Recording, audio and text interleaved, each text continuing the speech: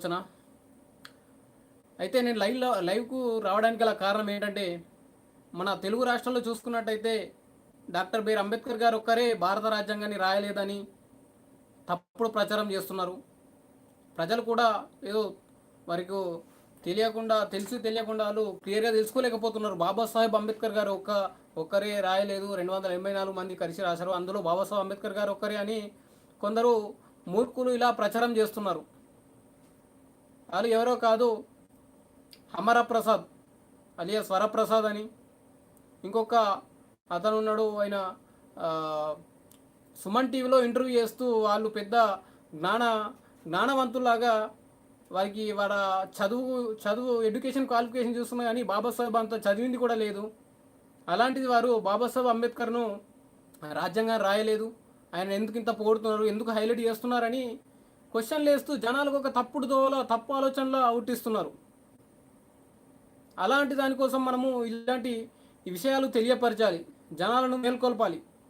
అంటే ఇలా విషయాలు చెప్తేనే బాబాసాహెబ్ అంబేద్కర్ గారు రాసినట్టు అవుతుందా అంటే అది మీరే ఆలోచించుకోవాలి. చదవాలి మనం. అక్కడ ఒక డిగ్రీ క్వాలిఫికేషన్ లేదు, 10th క్వాలిఫికేషన్ లేని వాడు కూడా బాబాసాహెబ్ అంబేద్కర్ను ఆయన ఒక్కడే రాయలేదు అంటే అది సమంజసం కాదు. తెలుసుకోవాలా, బాబాసాహెబ్ ఎన్ని డిగ్రీలు చదివాడు, ఎన్ని పిహెచ్డీలు చదివాడు, ఎన్ని దేశాల్లో చదివాడు, లండన్లో చదివాడు, ఇంగ్లాండ్లో చదివాడు, ప్రపంచంలో అత్యధిక పుస్తకాలు చదివిన వ్యక్తిలో ఉన్నాడు. వాళ్ళు గ్రేటెస్ట్ పర్సన్ 10 స్థానాల్లో అంబేద్కర్ గారు ఉంటారు.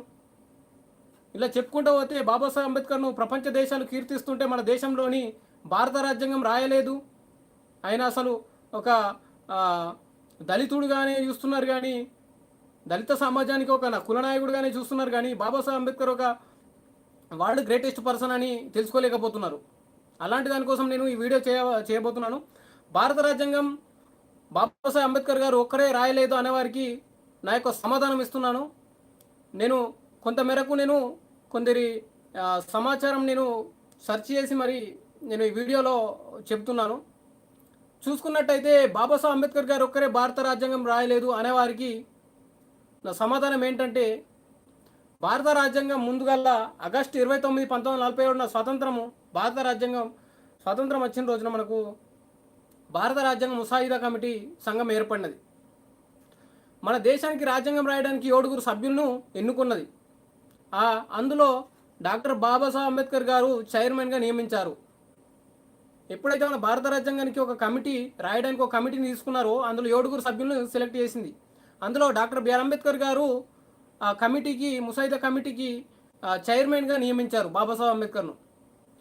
అందులో మిగతా 6 సభ్యులు ఎవరంటే అల్లాడి కృష్ణస్వామి అయ్యర్, కేఎం మున్షి, ఎన్ గోపాలస్వామి అయ్యంగర్, మహమ్మద్ సాదుల్లా, ఎన్ మాధవి మీనన్. 6వ సభ్యుడు డిపి కైతన్. డిపి కైతన్ అంటే ఆయన మరణంతో ఆయన స్థానంలోని టిటి కృష్ణమాచారి అనేటైనా వచ్చాడు. 7 సభ్యులలో డిపి కైతన్ మరణించాడు, అతని స్థానంలో టిటి కృష్ణమాచారి వచ్చాడు. అయితే రాజ్యాంగ రచన పూర్తిగా అంబేద్కర్ మీదనే భారం పడింది. ఎందుకంటే చెప్తా వినండి. దీనిలో టిటి కృష్ణమాచారి గారికి న్యాయశాస్త్రంలోని ప్రావీణ్యం లేదు, అలాగే పట్టభద్రు కూడా కాదు. ఆయన డిగ్రీ చదవలేడు, ఆయనకు న్యాయశాస్త్రంలో కూడా ఆయనకు అంత పట్టు లేదు. ఓకే, ఆయన సభ్యుల్లో ఆయనకు అది న్యాయశాస్త్రం గురించి తెలియదు.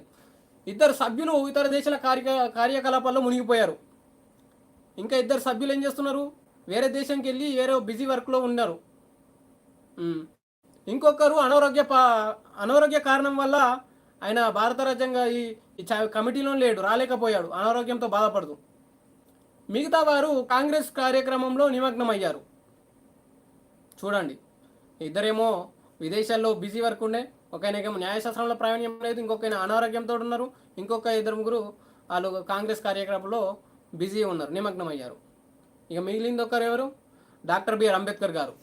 అందుచేతనే డాక్టర్ బిఆర్ అంబేద్కర్ గారు ఒక్కరి మీదనే భారం పడడం వల్ల ఆయన అనారోగ్యంతో బాధపడుతూనే ఆయనకు ఎన్ని అప్పచెప్పినా కానీ బాధ్యతను పూర్తి చేసి 1949 నవంబర్ 26 తారీఖు నాడు భారత రాజ్యాంగాన్ని మనకు అందించాడు. ఇదంతా కృషి డాక్టర్ బిఆర్ అంబేద్కర్ గారికి దక్కుతుందని మనం తెలుసుకోవాలి. ఆ 7 సభ్యులల్లా ఎవరు కానీ బాబాసాహెబ్ అంబేద్కర్ గారికి సహకరించింది లేదు. అందరు ఎవరి పనిలో వారు బిజీ ఉన్నాం కదా, అక్కడ భారం పడ్డది ఎవరిపైన? డాక్టర్ బిఆర్ అంబేద్కర్ గారి పైన. కావున ఇది ప్రతి ఒక్కరు గమనించాలి ప్రజలు. అయితే 1949 నవంబర్ 26న అప్పటి రాష్ట్రపతి రాజేంద్ర ప్రసాద్ ప్రధాని నెహ్రూ అందజేయడం వారు రాజ్యాంగ ప్రతినే వారు ఆమోదించడం జరిగింది. ఎప్పుడు మనకి ఈ రాజ్యాంగాన్ని జనవరి 26, 1950 నుండి అమలు చేశారు. బాబాసాహెబ్ అంబేద్కర్ 1949 26 నాడు అప్పటి రాష్ట్రపతి రాజేంద్ర ప్రసాద్ అండ్ ప్రధాని నెహ్రూ గారికి రాజ్యాంగాన్ని ఆమోదిస్తే ఆ రాజ్యాంగాన్ని ఏమో జనవరి 26, 1950 నాడు అమలు చేశారు. స్వాతంత్రం వచ్చిన సమయంలో పాలనా వ్యవస్థ ఇంకా నిర్మాణం కాని క్లిష్టమైన వాతావరణంలో మన రాజ్యాంగం రచన జరిగింది. దీనికి రచన కమిటీ చైర్మన్గా డాక్టర్ బాబాసాహెబ్ అంబేద్కర్ గారు. అంతకంటే ముందు ఆయన్ను అసలు రాజ్యాంగ సభకే రాకుండా చేశారు. ఇది చాలా దారుణం, మీకు తెలుసుకోవాలి ప్రతి ఒక్కరు. బాబాసాహెబ్ అంబేద్కర్ను రాజ్యాంగం రాయడానికి కూడా ఆ సభలకు రానియకుండా చాలా కుట్రలు పన్నారు. ఇది ఎలానో తెలుసుకుందాం. అయితే బాబాసాహెబ్ అంబేద్కర్ గారు అప్పుడు ఎన్నో ఒడిదొడుకులు ఎదుర్కొని మన బెంగాల్ రాష్ట్రం నుండి రాజ్యాంగ రచన కమిటీ చైర్మన్గా ఎన్నికయ్యారు. బాబాసాహెబ్ అంబేద్కర్ తన సొంత రాష్ట్రమైన మహారాష్ట్రను విడిచి బెంగాల్ నుండి పోటీ చేసి ఆయన అక్కడ అప్పటి కాంగ్రెస్ నాయకులు మరియు హిందూ మహాసభ వారు, బెంగాల్ శాసనసభ ఎస్సీ ఫెడరేషన్ మరియు ముస్లిం లీగ్ సభ్యులు ఆయన కలిసి తమ రాష్ట్రం నుండి ఎన్నికయ్యేలా చూసి బాబాసాహెబ్ను రాజ్యాంగ కమిటీలోని స్థానం దక్కేలా చేశారు. బాబాసాహెబ్ అంబేద్కర్ సొంత మహారాష్ట్రను విడిచిపెట్టి బెంగాల్ నుండి పోటీ చేసి అక్కడ మన ఎస్సీ ఫెడరేషన్ వాళ్ళు, ముస్లిం వాళ్ళు సపోర్ట్ చేయడం వల్ల రాజ్యాంగ రచన కమిటీకి ఆ స్థానంలో దక్కేలా చేశారు. ఆపై జరిగిన పరిణామాలు దేశ విభజనను తెచ్చాయి. ఆ విభజన వల్ల డాక్టర్ బిఆర్ అంబేద్కర్ గారు మరోసారి తన సభ్యత్వం కోల్పోవాల్సి వచ్చింది. ఇలా ఆ ప్రాంతము పాకిస్తాన్లోకి వెళ్ళడము వెనుక కూడా అంబేద్కర్ రాజ్యాంగ రచన కమిటీ లేకుండా చేయాలని కాంగ్రెస్ నాయకులు చేసిన కుట్ర ఇది. చూసారా, బెంగాల్ నుండి ముస్లింలు, దళితులు వాళ్ళంతా కలిసికట్టుగా బాబాసాహెబ్ను రాజ్యాంగ సభలకు ఎలాగైనా పంపించాలి అని, రాజ్యాంగ రచన కమిటీలోకి పంపించాలని ఎన్నిక చేసి మరి అక్కడ గెలుపొందితే ఆ బెంగాల్ నుండి ఈ కాంగ్రెస్ నాయకుల యొక్క కుట్ర చూడండి. అప్పుడు దేశ విభజన చేసే కార్యక్రమంలో ఈ బెంగాల్ను పాకిస్తాన్లో కలిపేశారని కాంగ్రెస్ నాయకులు చేసిన కుట్ర ఇది. ఇలా కాంగ్రెస్ నాయకులు వల్లభాయ్ పటేల్ కలిసి పన్నిన కుట్ర సమర్థంగా ఎదుర్కొని బాబాసాహెబ్ అంబేద్కర్ గారు రాజ్యాంగ రచన కమిటీలో చోటు సంపాదించుకున్నాడు. అయితే అంబేద్కర్ను రాజ్యాంగ పరిషత్కు రానివ్వకుండా చేయడానికి అంబేద్కర్ గెలిచిన తూర్పు బెంగాల్ ఒక ప్రాంతాన్ని పాకిస్తాన్గా ఇచ్చేశారు. ఆయన గెలిచిన ప్రాంతం ఏదైతుందో బెంగాల్ను అక్కడ పాకిస్తాన్కి ఇచ్చేశారట. అది ఎంత ఇది కాంగ్రెస్ చేసిన కుట్ర అని ప్రతి ఒక్కరు గమనించాలి. అయితే constituent assembly debates book number 1లో అంబేద్కర్ గారి పేరు బెంగాల్ ప్రావిన్స్లో ఉండగా బుక్ నెంబర్ 2కి వచ్చేసరికి బొంబాయి ప్రావిన్స్లోని ఎందుకు మారిపోయింది? కుట్రకారకులు ఎవరు? బాబాసాహెబ్ అంబేద్కర్ గారు బుక్ నెంబర్ 1లో అంబేద్కర్ పేరు ప్రావిన్స్లో అండ్ ఉండగా బుక్ నెంబర్ 2కి బొంబాయి వచ్చేసరికి బొంబాయి ప్రావిన్స్లో ఎందుకు మారిపోయింది? కుట్రకారకులు ఎవరని మనము ఇది కూడా తెలుసుకోవాలి. అయితే భారత రాజ్యాంగాన్ని మనం మాట్లాడుకునే ముందు ఇది తెలుసుకోవాలి. ఏమని? మనం తప్పనిసరిగా ఈ బాధ్యతలు తీసుకున్న రాజ్యాంగ పరిషత్ సభ్యులను ఎలా ఎన్నుకున్నారు, అలా ఎన్నిక విధానం ఎలా జరిగింది, బాబాసాహెబ్ అంబేద్కర్ గారు ఎలా ఎంపిక అయ్యాడు, దానికి ఆయన పడ్డ కష్టాలు ఏంటి అని మనం తప్పక తెలుసుకోవాలి. బాబాసాహెబ్ అంబేద్కర్ గారిని ఊరికే ఎన్నికేయలేదు, ఎన్నో ఒడిదొడుకులు ఎన్నుకున్నాడు. అప్పటి సమయంలోని అలాంటి ఆ కుట్రలు, ఆ హిందూ మతతత్వంలోని బాబాసాహెబ్ వచ్చేసి దళితుడు, బాబాసాహెబ్ వచ్చేసి ఎప్పుడు సమానత్వం, స్వేచ్ఛ, సమన్యాయం కోసం పోరాడతాడు. హిందువులకేమో ఇలాంటివి నచ్చవు. కావున బాబాసాహెబ్ని ఎప్పుడు తొక్కేయాలని చూసే సమయంలో బాబాసాహెబ్ను రాజ్యాంగ రచన కమిటీలో ఉన్నదంతా బ్రాహ్మణులే. అలాంటిది బాబాసాహెబ్ని ఎలా రానిచ్చారు రాజ్యాంగ రచన కమిటీలోని అనేది ప్రతి ఒక్కరు తెలుసుకోవాలా. ఎందుకంటారా, ఇది మనకు రాజ్యాంగ పరిషత్తు 1946 జూలై ఆగస్టులో ఎన్నికలు జరిగాయి. అప్పుడు భారతదేశంలోని బ్రిటిష్ సంస్థలు, స్వదేశీ సంస్థానాలనే 2 పరిపాలనా విభాగాలు ఉండేవి. ప్రతి సంస్థానం నుంచి సుమారు 10 లక్షల జనాభాకు ఒక సభ్యుడు చొప్పున పరిషత్కు తీసుకున్నారు. ఇలా 296 మంది రాజ్యాంగ సభకు ఎన్నికగా 296 మంది బ్రిటిష్ సంస్థానాల నుంచి ఎన్నుకోబడ్డారు. మొత్తం 989 మంది సభ్యులు గల రాజ్యాంగ పరిషత్తులో మిగతా 97 మంది స్వదేశీ సంస్థానాల నుంచి ప్రాతినిధ్యం వహించారు.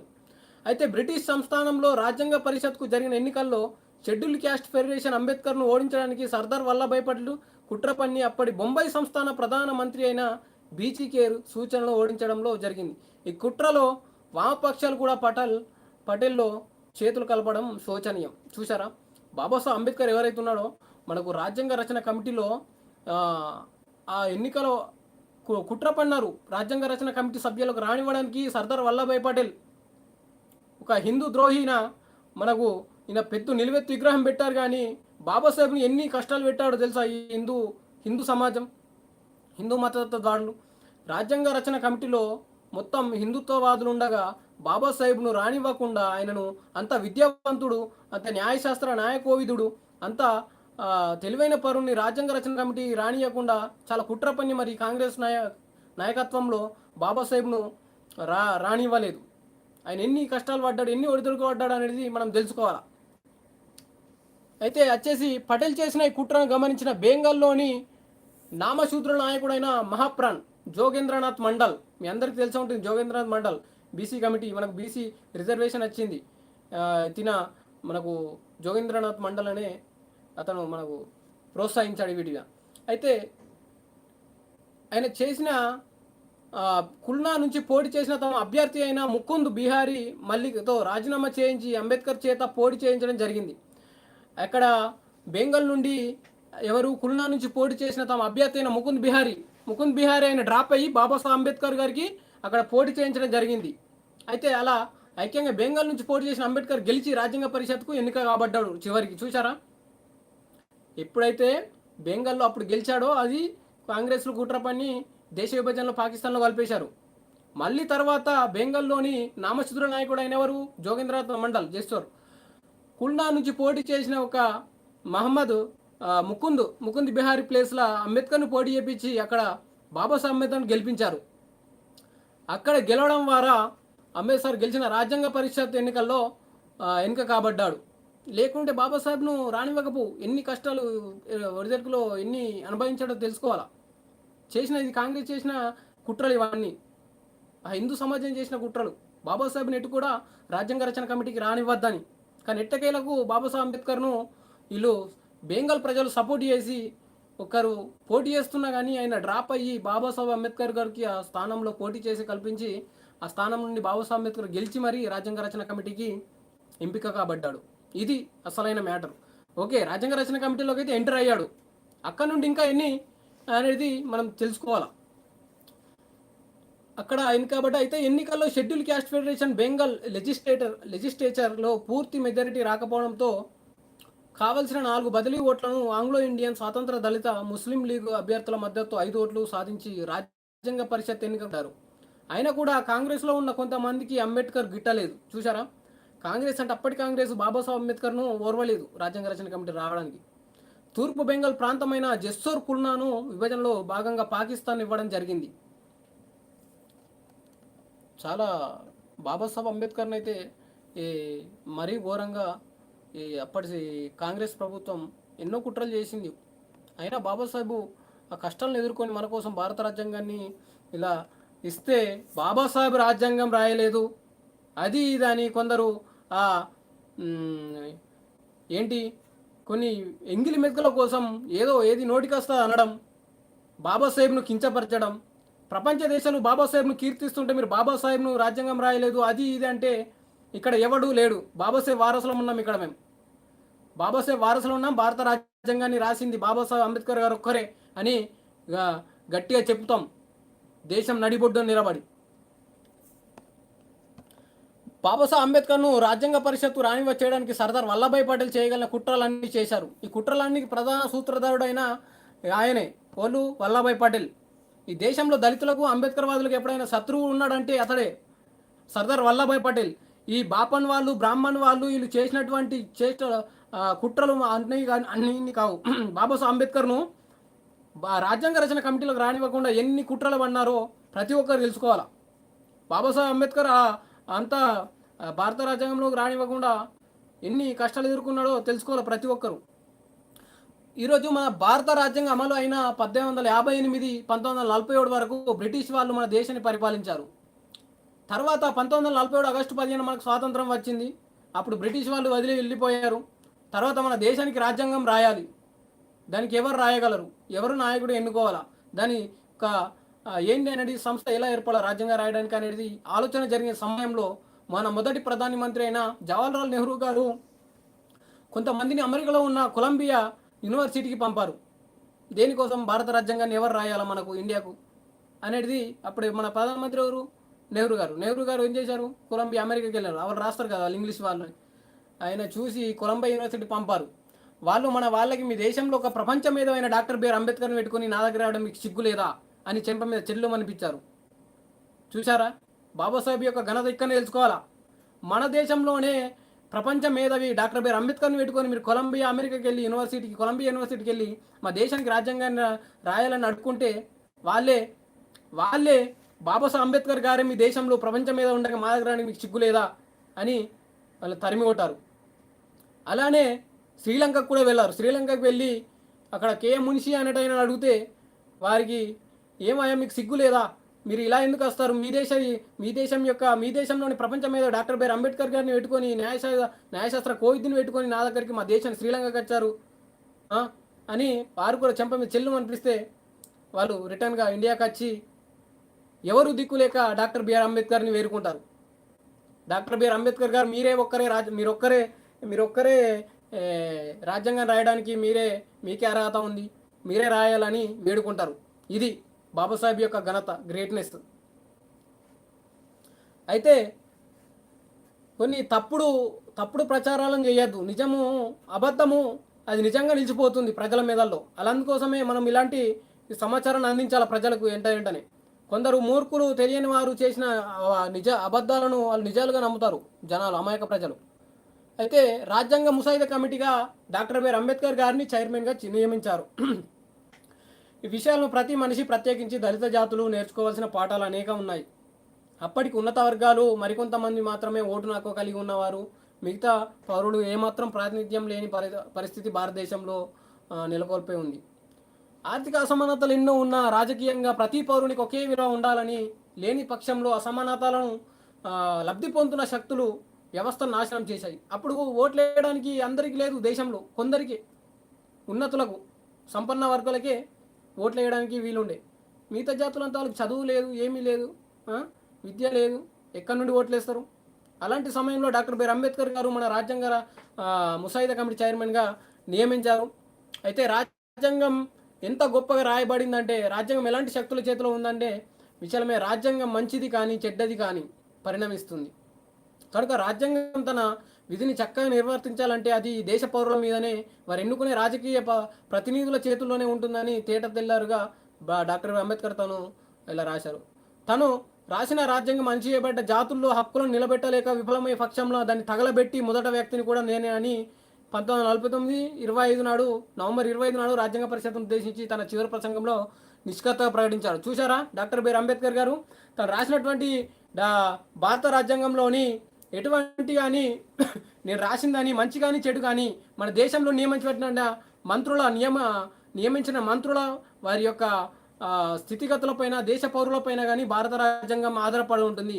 భారత రాజ్యాంగాన్ని నేను చక్కగా రాశాను, అది మంచిగా ఉన్నది, ప్రతిదీ ఉన్నది, దాన్ని మీరు ఫాలో కావాలా, మంచిగా నడుచుకుంటేనే దేశ రాజ్యాంగం పైన ప్రతి ఒక్కరూ మీ చేతుల్లో ఉంది, దేశ పౌరుల మీదే ఉన్నదని క్రమశిక్షణ ఎదిగితే రాజ్యాంగాన్ని మంచిగా నడుచుకోవచ్చని బాబాసాహెబ్ చెప్పిన క్రమంలో ఇలా చెప్తున్న రాసి మనం వారికి ప్రధానమంత్రి మన జవహర్లాల్ నెహ్రూ అయిన రాజేంద్ర ప్రసాద్ గారికి, చైర్మన్ గారికి, భారత రాజ్యాంగ చైర్మన్ గారికి, రాజేంద్ర ప్రసాద్ గారికి ఇచ్చే రోజున ఆ సభలో అందరిని ఉద్దేశించి ఇలా అంటాడు, నేను రాసినట్టు రాజ్యాంగం అణచివేయబడ్డ జాతులకు వారి హక్కులను నిలబెట్టలేక విఫలమైందనుకో ఆ రాజ్యాంగాన్ని నేనే ముందుగా తగలబెడతా అని చెప్తున్నాడు. చూసారా, ప్రతి ఒక్కరి అణచివేయబడ్డ జాతులలో కూడా ప్రతి న్యాయము, సమన్యాయం, స్వేచ్ఛ, సౌభ్రతత్వం అనేది ప్రతి ఒక్కరికి దక్కాలి. అణచివేయబడ్డ జాతుల్లో ఎలాంటిదైనా కానీ తప్పుడు కానీ వారికి ఈ సరైన న్యాయం అందకపోతే ఈ రాజ్యాంగాన్ని నేనే తగలబెడతా అని డాక్టర్ బిఆర్ అంబేద్కర్ అంటారు. ఇది బాబాసాహెబ్ యొక్క గ్రేట్నెస్. ఎప్పుడు 1949 నవంబర్ 26 నాడు సబ్మిట్ చేశారు. 25 నాడు ఆ భారత రాజ్యాంగ సభలో అందరికీ సభాముఖంగా చెప్తాడు. That is power of doctor BR Ambedkar గారు. The doctor BR Ambedkar one and only Indian architecture and construction by doctor BR Ambedkar గారు ఓన్లీ. ఇది ప్రతి ఒక్కరు తెలుసుకోవాలి. Architecture and constitution written by doctor BR Ambedkar. ఇది ప్రతి ఒక్కరు తెలుసుకోవాలి. ఇది డాక్టర్ బిఆర్ అంబేద్కర్ గారు ఎన్నో ఒడిదొడుకులను ఎదుర్కొని మనకు డాక్టర్ బిఆర్ అంబేద్కర్ గారు ఇవన్నీ రాస్తే ఆయన బాబాసాహెబ్ అంబేద్కర్ గారు రాయలేదు అనే మూర్ఖులకు ప్రతి ఒక్కరికి ఈ చెంప చెల్లుమన్నట్టు ఉండాలి. అయితే అంబేద్కర్ గారు మన భారత రాజ్యాంగంను రాయడానికి 2 సంవత్సరాల 11 నెలల 18 రోజులు పట్టింది. అమెరికా రాజ్యాంగాన్ని కేవలం 7 ఆర్టికల్స్లో ఉన్నాయి. మొత్తం మన భారత రాజ్యాంగంలోని 395 ఆర్టికల్స్, 12 షెడ్యూల్స్ ఉన్నాయి. ప్రపంచంలోని అతిపెద్ద లిఖిత రాజ్యాంగం. కొందరు మూర్ఖులు అంటారు తెలియక భారత రాజ్యాంగాన్ని బాబాసాహెబ్ అంబేద్కర్ గారు వివిధ దేశాల నుంచి కాపీ కొట్టి పేస్ట్ చేసి రాశాడని. ఏం రా నోట్లకి వస్తుంది ఏది వస్తుంది అంటారా? బాబాసాహెబ్ అంబేద్కర్ గారు తన మేధస్సుతోటి మన దేశ జనాభాకు దేశానికి అనుగుణంగా రాస్తే అది కాపీ పేస్ట్ అని కూడా అంటారా? ఆయనకు ఉన్నటువంటి క్వాలిఫికేషన్ కూడా మీకు ఎడ్యుకేషన్ కూడా లేదు, దాన్ని కూడా చక్కగా సబ్జెక్టులు కూడా ఎలా తీసుకోరు. అలాంటి వారు కూడా బాబాసాహెబ్ను కించపరిచే విధంగా మాట్లాడడం మీకు ఎలాంటి సమంజసం రా? తెలుసుకోవాలి ప్రతి ఒక్కరు. ఇది ఆవేదనతోటి కాదు, ఆలోచనతో మాట్లాడుతున్నారు. బాబాసాహెబ్ గారు మన జాతులకు ఎన్ని చేసిన ఇండియా ప్రతి ఒక్క పౌరుడికి స్వేచ్ఛ, సమానత్వం, సౌభ్రతత్వం కల్పించాడు. అలాంటిది మీరు బాబాసాహెబ్నే తిడుతున్నారంటే ఇక్కడ అది సమంజసం కాదు.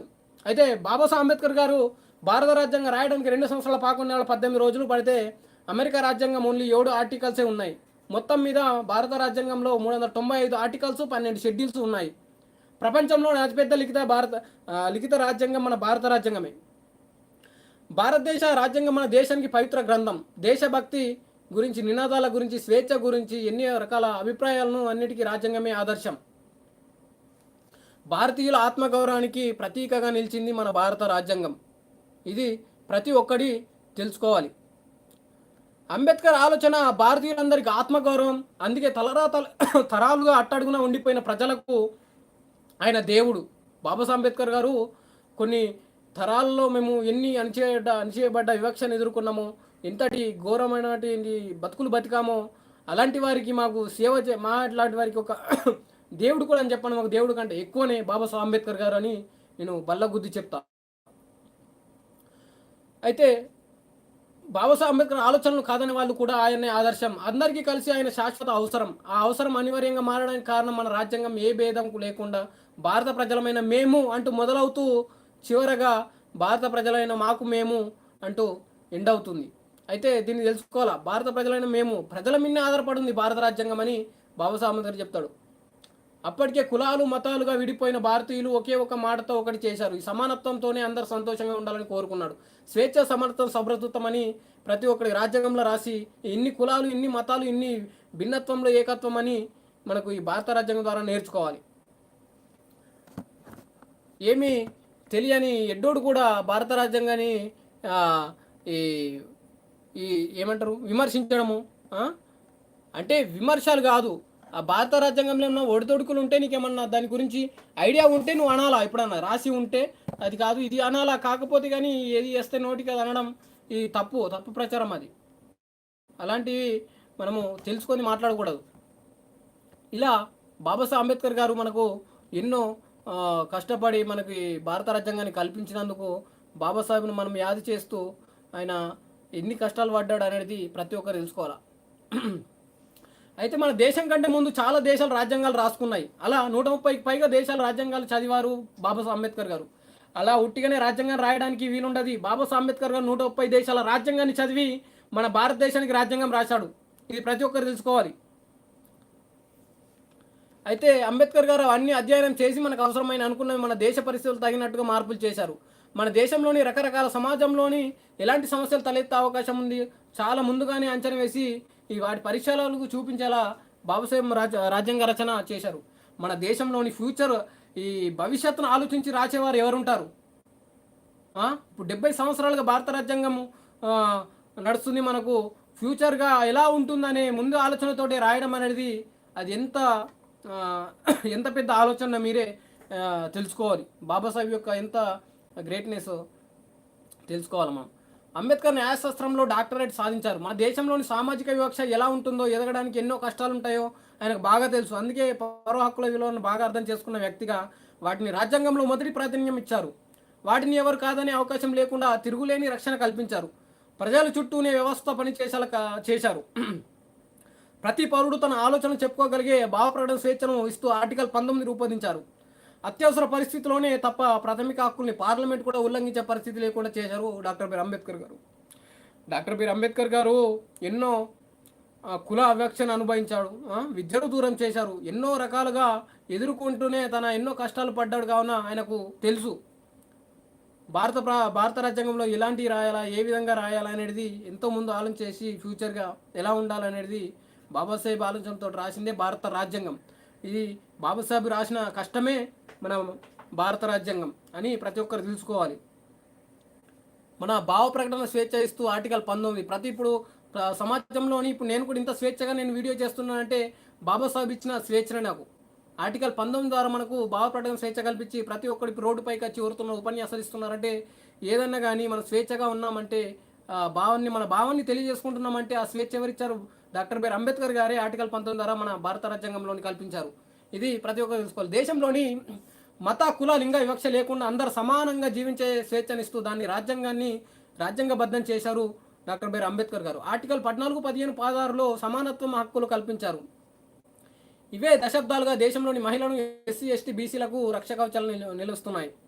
మన దేశంలోని కుల, మత, ప్రాంత, లింగ వివక్షలు చాలా ఉండేవి. అలాంటివి ఉండకూడదని అందరు సమానంగా జీవించే స్వేచ్ఛగా ఉండాలని రాజ్యాంగబద్ధంగా డాక్టర్ బిఆర్ అంబేద్కర్ ఆర్టికల్స్ రాసినవి ఆర్టికల్ 14, 15, 16 ఈ సమానత్వ హక్కులు కల్పించారు. ఇవే మనకు ఇప్పుడు మన భారత రాజ్యాంగం ద్వారా మనము ఇంత ఫ్రీగా మనకు బతుకుతున్నామంటే బీసీలకు కానీ, ఎస్సీలకు కానీ, ఎస్టీలకు కానీ, దేశంలోని మహిళలకు కానీ మనకి ఇప్పుడు ప్రొటెక్ట్ చేస్తున్న ఈ ఆర్టికల్సే. దేశంలోని ప్రజలకు తిండి, బట్ట, ఉద్యోగం ఇవ్వాల్సిన బాధ్యతను ప్రభుత్వాలపైన పెట్టారు అంబేద్కర్ గారు. అయితే అందరికి సమాన అవకాశాలు ఉండాలని చెప్పారు. మహిళలకు రాజకీయ స్వాతంత్రం ఉండాలని చెప్పిన అరుదైన నేత డాక్టర్ బిఆర్ అంబేద్కర్. మహిళల కోసం కృషి చేసినటువంటి ఏకైక నాయకుడు ఉంటే డాక్టర్ బిఆర్ అంబేద్కర్ గారే. ఇది ప్రతి ఒక్క స్త్రీ తెలుసుకోవాలి. దేశంలోని ఫస్ట్గా మహిళలపై నోరెత్తిన డాక్టర్ బిఆర్ అంబేద్కర్ గారే. ఎటువంటిదైనా కానీ ఆయన స్త్రీ హక్కుల కోసం, స్త్రీ హక్కుల జనార్దనకుడు అని డాక్టర్ బిఆర్ అంబేద్కర్ గారిని అంటారు. ప్రతి ఒక్క స్త్రీ తెలుసుకోవాలి డాక్టర్ బిఆర్ అంబేద్కర్ గ్రేట్నెస్. అలా అరుదైన నేత డాక్టర్ బిఆర్ అంబేద్కర్. దళితుల కోసం మాత్రమే కాదు, దేశంలోని అన్ని వర్గాల ప్రజల హక్కుల కోసం పోరిన అసమాన నాయకుడు డాక్టర్ బిఆర్ అంబేద్కర్ గారు. ఆయన చదవకుండానే ఆయన దళిత నాయకుడిగా ముద్ర వేసి చాలా మందికి ఆయన చెప్పిన సమానత్వం ఎప్పటికీ అర్థం కాకుండా ఉండిపోయింది. అయితే కొందరు కుహన మేధావులు డాక్టర్ బిఆర్ అంబేద్కర్ గారిని ఒకే జాతికి చెందినవారు, డాక్టర్ బిఆర్ అంబేద్కర్ ఒక దళిత సమాజానికి చెందినవాడు, కుల నాయకుడు కానీ చూస్తున్నారు.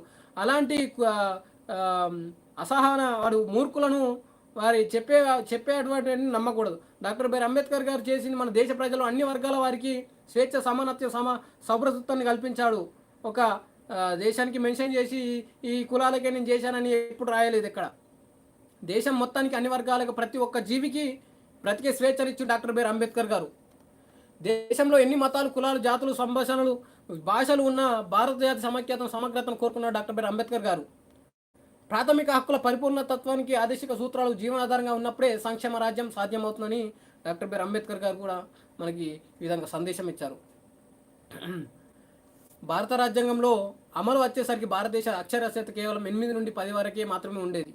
కావున నిరక్షరాస్యులైన భారత సమాజం రాజ్యాంగం చట్టాలు తెలియక వాటిపై గౌరవం లేక అజ్ఞానం, అంధవిశ్వాసంలో మతాలను, కులాలను విశ్వసించడంతో అంటరానితనాన్ని పాటించింది. అసమానత్వంలో విశ్వసించి అవి మనకున్న ఈరోజు 80% అక్షరాస్యతను సాధించామంటే అది భారత సమాజము, భారత రాజ్యాంగం ఇచ్చినటువంటి హక్కులు, చట్టాలు ఏవైతే మనకు శాసనాల ద్వారా ఇప్పుడు దుర్వినియోగం చేస్తున్నారు. కానీ మన భారత రాజ్యాంగం ఇంత ఇప్పుడు ఒక ఎడ్యుకేట్గా ఉన్నామంటే డాక్టర్ బిఆర్ అంబేద్కర్ రాసినటువంటి ఇండియన్ కాన్స్టిట్యూషన్ ద్వారానే అని ప్రతి ఒక్కరు తెలుసుకోవాలి. మన దేశంలోని అవినీతి సమాజం, నేర ప్రకృతి గల సమాజం, మహిళలపై జరుగుతున్న దాడులు, హత్యలు, దోపిడీలు, అత్యాచారాలు, మత కల్లోలు, మతం పేరిట జరుగుతున్నట్టు మరణహోమాలు, కులాల కుళ్ళు కంపు, ఆకలి చావులు, భ్రూణహత్యలు, వరకట్న వేధింపులు, గృహహింసలు, ఇటువంటి దారుణమైన సమాజం ఏర్పడడానికి గల కారణాలు మన ప్రజల నుండి తెలుసుకున్నట్లయితే కొంతమంది రాజ్యాంగం విఫలత అనే కారణం చెబితే కొంతమంది పాలకుల తప్పని చెప్పడం జరుగుతుంది. అది ఏ కారణమైనా ఒకరికే జరిగే నష్టం కాదు, మొత్తం భారత జాతికి జరుగుతున్న నష్టం అని ప్రతి పౌరుడు మతానికి జాతికి కులానికి అతీతంగా ఎవరు ఆలోచించలేకపోతున్నారు. అయితే మన భారతదేశంలో చూసుకున్నట్టయితే ఎన్నో రేపులు, హత్యలు, కులాల పిచ్చి, మతాల పిచ్చితో చంపుకుంటున్నారు. ఇవన్నీ ఎందుకు జరుగుతున్నాయి? వరకట్నాలు, ఆకలి చావులు, భ్రూణహత్యలు ఇవన్నీ ఎందుకు జరుగుతున్నాయని ఒకరు అంటారు. చాలామంది కొందరు అంటారు భారత రాజ్యాంగం తప్పిదం వల్ల ఇవన్నీ జరుగుతున్నాయి, సరిగా భారత రాజ్యాంగం సరిగ్గా ఉంటే ఇవన్నీ ఎందుకు జరుగుతాయని. కొందరు అంటారు ఇది మనుషులు ఇది వారు చేసుకున్నటువంటి తప్పిదాల వల్ల అవుతుందని ఇలా చర్చించుకుంటున్నారు. కానీ భారత రాజ్యాంగాన్ని మనం ఉన్నట్లు ఫాలో అవుతే ఇవన్నీ ఉండవు. భారత రాజ్యాంగం చెప్పిందా కట్నంచుకొని? భారత రాజ్యాంగం ఇలా హత్యలు చేయమని చెప్పిందా? మత కల్లాలు సృష్టించమని చెప్పిందా? ఇవన్నీ మన హిందుత్వంలో ఉన్నటువంటి హెచ్చుతగ్గులు, అసమానత్వము, కులాల కంపు, మతాల కంపు, మనుషుల మధ్య విభేదాలు, ఇలా ఆర్థికంగా ఒకరు ఎదగడము, ఆర్థికంగా ఒకరు లేకపోవడము, ఇలా ఫైనాన్షియల్గా ఉండకపోవడం, ఇవన్నీ గొడవలు జరుగుతున్నాయనికి భారత రాజ్యాంగానికి సంబంధం ఏది? మన భారత రాజ్యాంగంలో మనము ఉన్నటువంటి భావాలను, మన ఆర్టికల్స్ను మనం సరిగ్గా ఫాలో అవుతే మన దేశ ప్రజల మీద ఆధారపడి ఉన్నది. ప్రతి ఒక్కరూ చదువుకుంటేనే ఆ భారత రాజ్యాంగాన్ని చదివి ఉన్నట్టు క్రమశిక్షణ మెరుగుతూనే అదే మనకు 1000 రేట్లు మనము జనాభాను ఫ్యూచర్ జనరేషన్ కూడా మనము అన్ని దేశాల కంటే మనము మెరుగుపడతాము. ఇలా ఈ కొట్లాటలు, వరకట్న వేధింపులు, ఆకలి చావులు, కులాల కంపు, మతాల కంపు అంటే మనము ఏనాడు ప్రగతిని సాధించలేకపోతాం. భారత రాజ్యాంగం వచ్చేసి మనకు సామాజిక, ఆర్థిక, రాజకీయ న్యాయం, ఆలోచన స్వేచ్ఛ, భావ ప్రకటన స్వేచ్ఛ, నమ్మకాన్ని, విశ్వాసాన్ని కలిగి ఉండేలా ఆరాధన స్వేచ్ఛ చేసింది భారత రాజ్యాంగం మనకిచ్చింది. ఇది మన ప్రజలందరి దేశ సమైక్యతను, అఖండత్వాన్ని, వ్యక్తి గౌరవాన్ని పెంపొందిస్తుంది మన భారత రాజ్యాంగం. రాజ్యాంగ పీఠికంలోని ఇంత గొప్ప లక్ష్యాలను నిర్దేశించేప్పటికీ భారతదేశాన్ని ఏ చీడ పురుగు పట్టింది? పీఠికలోని ఏ స్వేచ్ఛ, సమానత్వం, సౌభ్రత్యం చెప్పిన వీటన్నికి అమలు కానివ్వకుండా అడ్డుకున్న దుర్మార్గులు ఎవరు? ఇది కూడా ఆలోచించాలి కదా. మన దేశ ప్రతినిధులు ఎవరైతే ఇప్పుడు మంత్రులు ఎన్నుకోబడుతున్నారో వారి యొక్క తప్పిదాల వల్ల కూడా భారత రాజ్యాంగం తప్పుదోవ పడుతున్నది. ఉన్నట్టు మనకు ఆ భారత రాజ్యాంగం పట్ల నడుచుకుంటే గౌరవంగా ప్రమాణం చేయడం మాత్రమే అయిపోతుంది, కానీ భారత రాజ్యాంగంలో ఉన్నటువంటి అంశాలను వాళ్ళు పాటించలేకపోతున్నారు. ఈ భారత రాజ్యాంగం ఉన్నట్లు పాటిస్తే మన భారతదేశంలోని చాలా మెరుగుపడుతుందనే విషయం ప్రతి ఒక్కరు తెలుసుకోవాలి. అయితే భారత రాజ్యాంగం సమానత్వం సాధించడానికి అధికారణ 14 చట్టం ముందు అందరు సమానులే, అధికారణ 15 కుల మత లింగ విషయం తావులేదు, అధికార 16 ప్రభుత్వ ఉద్యోగులందరికీ సమాన అవకాశాలు, అధికారణ 17 అంటరానితనం నిషేధం ఇంకా జరుగుతుంది. నిషేధ కాలం ఇంకా మన తెలంగాణ, ఆంధ్ర, తెలుగు రాష్ట్రాల్లోని ఇప్పటికీ కుల వివక్షాలు అవి జరుగుతూనే ఉన్నాయి.